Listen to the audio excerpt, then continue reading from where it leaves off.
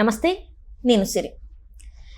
కేంద్రం అయితే అమరావతికి సంబంధించి ఒక కీలక నిర్ణయం అయితే తీసుకున్నట్టు తెలుస్తుంది. సో దానికి సంబంధించి మరిన్ని విషయాలు మనకు తెలియజేయడానికి ఈరోజు మనతో పాటు ఉన్నారు ప్రముఖ రాజకీయ విశ్లేషకులు కేవీవి ప్రసాద్ గారు. నమస్కారం సార్. నమస్తే అమ్మా. సార్, ఇప్పుడు చూస్తుంటే కేంద్ర ప్రభుత్వం అయితే అమరావతి గురించి ఒక కీలక నిర్ణయం తీసుకున్నట్టు మనకైతే కొన్ని వార్తలు అయితే వస్తున్నాయి. అంటే కీలక నిర్ణయం అంటే ఎలాంటి నిర్ణయాలు సార్ అవి?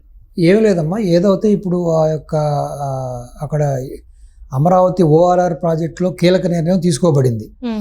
189.4 కిలోమీటర్ల యొక్క 6 వరుసల యాక్సెస్ కంట్రోల్ ఓఆర్ఆర్కు కేంద్ర రవాణా శాఖ అలైన్మెంట్ కమిటీ ప్రాథమికంగా ఆమోదం వేసింది. కాగా ఓఆర్ఆర్కు దగ్గరగా ప్రతిపాదించిన తూర్పు బైపాస్ అవసరం లేదని చెప్పేశారు. అంటే ఇప్పుడు దీనికి సంబంధించిన ఒక ఏదైతే ఇప్పుడు అమరావతి సిఆర్డీఏ ఉందో టెండర్లను ఆహ్వానించడం మొదలుపెట్టారు. దానికి తగ్గ ప్రణాళికలు రెడీ చేసుకుంటూ ఉన్నారు. సో ఆ విధంగా ఇది ఒక కీలక నిర్ణయంగా మారింది. రెండోది ఏంటంటే, ఈ యొక్క ఓఆర్ఆర్ ప్రాజెక్టు వలన జాతీయ రహదారులు రవాణా శాఖ ఎలిమెంట్ కమిటీ పరిశీలన చేసి కొన్ని స్వల్ప మార్పులు సూచించి ఈ ప్రాజెక్టుకు సివిల్ వర్క్స్ భూసేకరణకి కలిపి, అంటే సివిల్ వర్క్స్కి భూసేకరణకి అంటే ఇప్పుడు కొన్ని రైతుల దగ్గర నుంచి భూములు తీసుకుంటారు కదా, తీసుకున్నప్పుడు వాళ్ళకి పరిహారం ఇవ్వాలి కదా.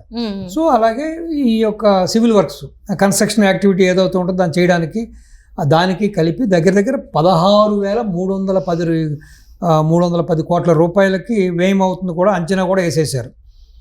సో ఈ వర్క్ చేసేయడానికి అట్లీస్ట్ ఈ 6 లైన్ వర్క్ రోడ్డు చేయడానికి కేంద్ర ప్రభుత్వం ఇచ్చిన అనుమతులు ఇవ్వడం కాకుండా రాష్ట్ర ప్రభుత్వం కూడా కొన్ని రాయల్టీలు ప్రకటించింది గౌరవ ముఖ్యమంత్రి గారు. అందులో ఏంటంటే, అక్కడ ఏదైతే మనం ఆ కన్స్ట్రక్షన్ యాక్టివిటీలో ఉపయోగించే స్టీల్ కానీ సిమెంట్ కానీ బిటమిన్ అంటే తెలుసు కదా, తారు, వాటిలన్నిటికీ కూడా రాష్ట్ర జిఎస్టీ నుంచి మినహాయింపు ఇచ్చారు. సో మరి అదొకటి చాలా పెద్ద గొప్ప విషయం. ఇది కాకుండా కంకర గ్రావెలుకి సీనరేజ్ మినహాయింపు కూడా ఇచ్చేశారు. చంద్రబాబు గారు హామీ ఇచ్చారు. అంటే ఎవరైతే ఇప్పుడు ఈ వర్క్స్ కాంట్రాక్టులు చేస్తున్నారో చేసి వాళ్ళకి ఈ మినహాయింపు అనమాట. ఆ సిమెంట్ మీద కానీ స్టీల్ మీద కానీ ఆ యొక్క బిటమిన్ ఆ తారు మీద కానీ ఎటువంటి యొక్క జిఎస్టీ ఉండదు. అది కాకుండా దానికి సంబంధించిన ఇసుక, ఆ కంకర అంటే మీకు తెలుసు కదా, బ్లూ మెటల్ అంటాం, ఆ రాళ్ళు. సో దానికి సీనరేజ్ అని ఉంటుంది, ఇంతని ఒక అది కూడా రాష్ట్ర ప్రభుత్వం దానికి కూడా మినహాయింపు ఇవ్వడం జరిగింది.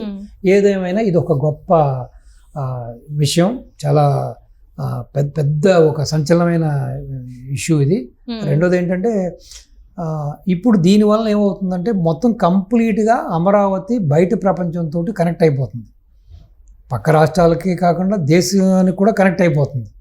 సో దీనివల్ల ఏంటంటే మనకి ట్రాన్స్పోర్టేషన్ పెరుగుతుంది, రాకపోకలు పెరుగుతాయి, దానివల్ల రాష్ట్ర ఆదాయం పెరుగుతుంది. అలాగే ఈ చుట్టుపక్కల రాజధాని చుట్టుపక్కల ఏదైతే ఉన్నాయో చాలామంది చూస్తే మీరు అగ్రికల్చరల్ ప్రోడక్టు, డొమెస్టిక్ అగ్రికల్చరల్ ఉంది అక్కడ.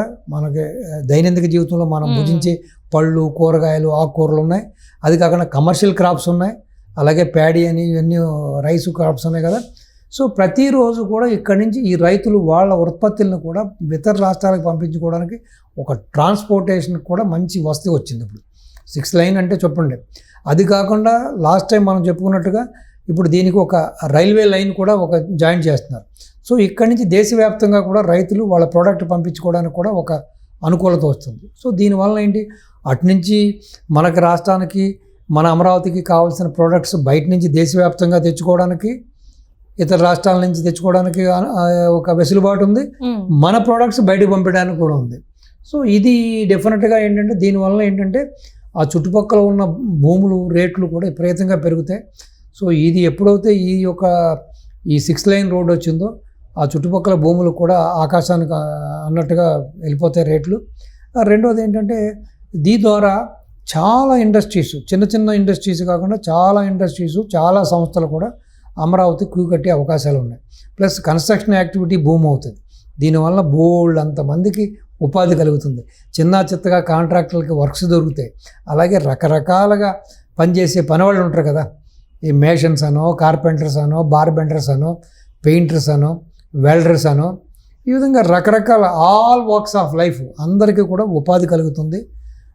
దీనివల్ల ఏంటంటే, అలాగే మెటీరియల్ సప్లై, ఎవరైతే సిమెంట్ ఇండస్ట్రీ పెట్టుకున్నారో, లేకపోతే సిమెంట్ డీలర్స్ ఉన్నారో, లేకపోతే బిటమిన్ డీలర్ ఉన్నాడో, బిటమిన్ మ్యానుఫ్యాక్చర్ ఉన్నాడో, ఎవరైతే స్టీల్ మ్యానుఫ్యాక్చర్స్ ఉన్నారో, స్టీల్ డీలర్స్ ఉన్నారో, వీళ్ళందరికీ కూడా కావాల్సినంత సప్లై అంటే వాళ్ళకు ఒక ఆర్డర్స్ వస్తాయి. సో దీన్ని బట్టి ఆలోచించండి, మీరు ఎంత ఆదాయం వస్తుంది, ఎంతమందికి ఉపాధి వస్తుంది, ఎంత రాష్ట్రానికి ట్యాక్సుల రూపంలో డబ్బులు వస్తాయి, ఏ విధంగా ఈ చిన్న చితగా ప్రతి వాళ్ళకి చేతి నిండా పని ఉంటుంది. ఇప్పుడు గత 5 ఏళ్ళుగా చూసాం మనం, ఈ యొక్క పని లేకుండా ఎంతమంది లక్షమంట ఈ యొక్క భవన కార్మికులు కానీ, ఈ రోడ్డు కార్మికులు కానీ, ఈ యొక్క సివిల్కి సంబంధించిన కార్మికులు ఏ విధంగా రోడ్డును పడ్డారు, ఏ విధంగా ఇబ్బందులు పడ్డారో చూడడం. సో ఇక మీదట ఏంటంటే మొహం ముత్తేస్తుంది. అబ్బా, ఒక్క రోజు లీవ్ దొరికినా చాలురా స్వామి, ఒక్క గ్యాప్ వస్తే చాలు, ఒక 2 రోజులు రెస్ట్ వస్తే చాలు అనే విధంగా మీకు కొన్ని సంవత్సరాల వర్క్ ఉంటుంది. అమరావతి పూర్తయ్యే వరకు కూడా, ఈ రోడ్లు పూర్తయ్యే వరకు కూడా, అమరావతి కంప్లీట్గా ఒక షేప్కి వచ్చే వరకు కూడా అక్కడ ఒక్క నిమిషం కూడా యాక్టివిటీ ఆగదు. సో ప్రతి వాళ్ళకి కూడా అది బ్రహ్మాండమైన అవకాశాలు ఉంటాయి. కాబట్టి నిజంగానే ఈ విషయంలో ప్రధానమంత్రి గారికి, కేంద్ర మంత్రులకి, అలాగే రాష్ట్రంలో ఎవరైతే అధినేత చంద్రబాబు నాయుడు గారికి కూడా ఇది ఒక కృతజ్ఞతలు చెప్పాలి ఆంధ్ర ప్రజానీకం. అలాగే ఎస్పెషల్లీ ఆ యొక్క ఏరియాలో ఉన్న, రాజధాని ఏరియాలో ఉన్న వాళ్ళందరూ కూడా, ప్రతి ఒక్కళ్ళు కూడా పాలాభిషేకాలు చేయాలి. ఇటు ప్రధానమంత్రి గారు కానీ, కేంద్ర మంత్రులు కానీ, ఇక్కడున్న రాష్ట్ర మంత్రులు కానీ, దీనికి సంబంధించిన మన రాష్ట్ర ముఖ్యమంత్రి గారికి కూడా పాలాభిషేకం చేయాలి. ఎందుకంటే దానివల్ల వాళ్ళ జీవన ప్రమాణాలు ఏ విధంగా పెరగబోతున్నాయి, ఆదాయ వనరులు ఏ విధంగా రాబోతున్నాయి. కాబట్టి సో ఇది నిజంగానే ఒక గొప్ప సంతోషించాల్సిన విషయం ఇది. నిజంగానే దీని తర్వాత రాజధాని యొక్క రూపురేఖలు పూర్తిగా మారిపోతాయనడంలో ఎటువంటి ఒక సందేహం లేదు. రెండోది, ఇప్పుడు సిఆర్డీఏ కూడా ఆగమేఘాల మీద యుద్ధ ప్రాతిపదికన ఈ టెండర్లన్నీ రిలీజ్ చేస్తున్నారు. బై ఎండ్ ఆఫ్ 31st ఈ మంత్, ఈ నెలాఖరికి ఈ టెండర్లన్నీ కూడా క్లోజ్ చేస్తారు. ఆ తర్వాత ఎవరికైతే వర్క్స్ అలాట్ అవుతాయి వాళ్ళు ఇమీడియట్గా స్టార్ట్ చేస్తారు. అంటే చాలా మందికి కూడా వర్క్ చేతిలో ఉంటుందని మనం అనుకోవచ్చు. ఎందుకంటే గతంలో ఇట్లాంటివి జరగలేదు కాబట్టి కాంట్రాక్టర్లు పనులు లేకుండా నలిగిపోయారు, కాంట్రాక్టర్లు ఇబ్బంది పడ్డారు, రోజువారీ కూలీలు ఇబ్బంది పడ్డారు. అన్ని రకాలుగా ఏదైతే ఈ వస్తువులు తయారు చేస్తారో ఈ యొక్క ఇండస్ట్రీస్ కానీ, ఈ డీలర్స్కి కూడా పనులు లేకుండా, ఆదాయాలు లేకుండా, ఆర్డర్లు లేకుండా ఇబ్బంది పడ్డారు. కాబట్టి ఇప్పుడు ఇంకా చేతి నిండా డబ్బే, హ్యాపీగా ప్రతి వాళ్ళ దగ్గర డబ్బు మసులుతుంది, ప్రతి వాళ్ళ దగ్గర డబ్బు రొటేట్ అవుతుంది, ప్రతి వాళ్ళకి కూడా చేతి నిండా పని ఉంటుంది, చేతి నిండా యాక్టివిటీ ఉంటుంది. కాబట్టి నిజంగా ఇది ఆహ్వానించదగ్గ విషయం, ఆనందించదగ్గ విషయం. So all the best Amaravati, all the best Amaravati 6 line access. అంటే ఇక్కడ చూస్తుంటే సార్, ఇంతకుముందు మనం చూస్తే 6 లైన్ రోడ్ అయితే ఎప్పటి నుంచో ఉంది. అండ్ అట్లనే ఆ రైల్వే జోన్ కూడా, విశాఖ రైల్వే జోన్ ప్రతిపాదన కూడా ఎప్పటి నుంచో ఉంది. అయితే గత ప్రభుత్వ హయాంలో ఇది కాలేదని చెప్తున్నారు. భూములు కేటాయించలేదు. ఇప్పుడు కేటాయించి మరి చేసేది ఉందంటారా? మరి ఏంటంటారు? అది కూడా ఉంది కదా మనకి. డెఫినెట్గా చంద్రబాబు నాయుడు గారు ఒక విజనరీ లీడర్ కాబట్టి డెఫినెట్గా ఎక్కడెక్కడ ల్యాబ్స్ ఉన్నాయో, ఎక్కడెక్కడ మన తరపు నుంచి మనం భూమి ఇవ్వాలా, మన తరపు నుంచి నీళ్లు ఇవ్వాలా, మన తరపు నుంచి మన ప్రాఫిట్ రేషియో ఇవ్వాలా, లేకపోతే మన తరపు నుంచి మన ఫండింగ్ రేషియో ఇవ్వాలా అన్నదంతా ఆయనకి కొట్టిన పిండి.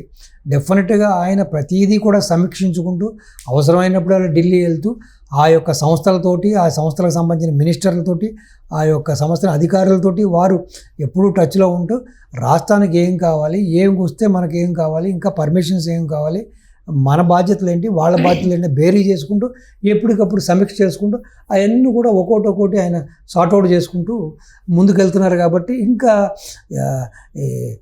ఎటువంటి ఆటంకం లేకుండా దిగ్విజయంగా అమరావతి కాదు కదా, ఆంధ్ర రాష్ట్రంలో ఉన్న ఎక్కడెక్కడ ఏమి యాక్టివిటీ ఉందో, ఎక్కడెక్కడ ఏ ప్రపోజల్స్ అన్నీ కూడా ప్యారలల్గా స్టార్ట్ అవుతాయి.